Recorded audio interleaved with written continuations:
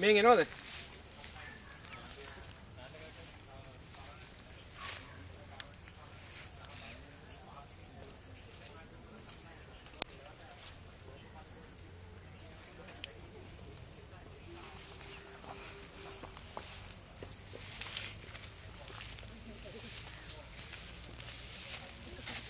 එතකොට දැන් මේ වගේම දැන් මං කෝ අතන විසුරුම් මතකයි නේද?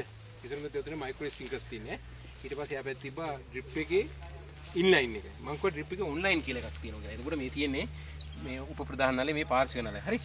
එතකොට මේකේ මේ විදිහට දැන් අපි කිව්වොත් මේ වගේ අපි ස්ට්‍රක්චර් එකක් ගහලා තියෙන්නේ මොනවාරි වැල් භෝගයක් වගේ කරන්න. يعني කලවිරෝ පතවල වැටකුලිය නැත්නම් දමල වගේක් වගේ කරන්න. අපි හැමදාම කන්ටිනියුස් යනවා. ඒක නිසා මේ ස්ට්‍රක්චර් එකක් ගහලා තියෙනවා. එතකොට අපිට සාමාන්‍යයෙන් මේ පරතරය තමයි බොහෝ විට අපි දාන්නේ වැඩකුළු පතවල කරවිල ඔක්කොම එක පරතරය යන්නේ 1.5 මීටර. ඒක දාලා තියෙන්නේ. එතකොට අපි මෙන්න මෙතෙන්ට මේ වගේ බටේ මේක පංච් කරන්න පුළුවන්. පුංචි සාමාන්‍ය අඟලිය අනේකින් පුළුවන්. එහෙම නැත්නම් මේ පංචර් එකක් තියෙනවා. මේ පංච් කරලා ඉවරලා අපි මේ වගේ ඩ්‍රිප් එකක් හයි කරනවා. එතකොට මේ ඩ්‍රිප් එක තමයි ඔන්ලයින් කියලා කිව්ව මම. හරි. මම කිව්වා ඔන්ලයින් එකේ තියෙනවා කියලා ආකාර කීපයක්. එකක් තමයි pressure compensated non pressure compensated.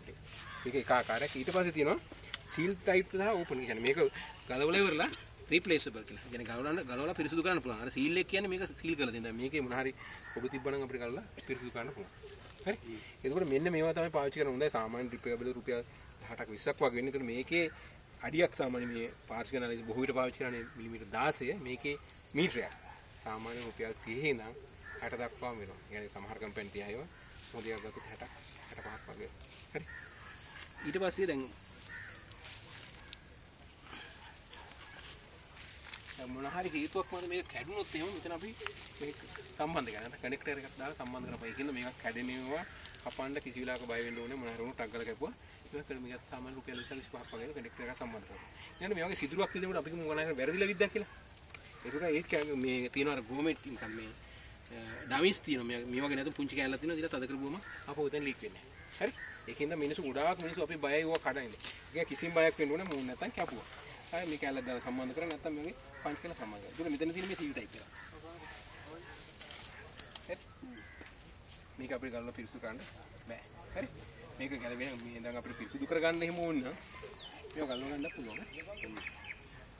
එතකොට හරි මෙතන බැලුවොත් මෙතන සාමාන්‍යයෙන් කරන්නේ PVC න ලැගුවොත් එහෙම රත් කරලා සිදුරක් හරලා ඊට පස්සේ අපි ආරම්භ කියන්නේ වොෂර් එකක් දාලා ආරම්භක මේ කනෙක්ටර් එකක් දාලා හරි ඉස්සරහට කනෙක්ටර් එකක් දාලා සම්බන්ධ කරනවා ඊට පස්සේ අපි මේ අවශ්‍ය දුර ප්‍රමාණයෙන් අපි සිදුරු කරලා ඒක ඩිප්සයි කරනවා ඊට පස්සේ කෙරවලට ගිහලා අපි නමලා ඉන් කැප් එකක් දානවා මම පේන අර තියෙනවා දින ඉන් කැප් එකක් දානවා ඊට එතකොට අපිට අවශ්‍ය ප්‍රමාණයට අවශ්‍ය ප්‍රමාණයට ජලය දෙන්න පුළුවන්. ඒකට මේ ට්‍රිපස් මං කිව්වා එක එක ප්‍රමාණයක් තියෙනවා ලීටර පැයට ලීටර 2 3 4 5 විදිහට.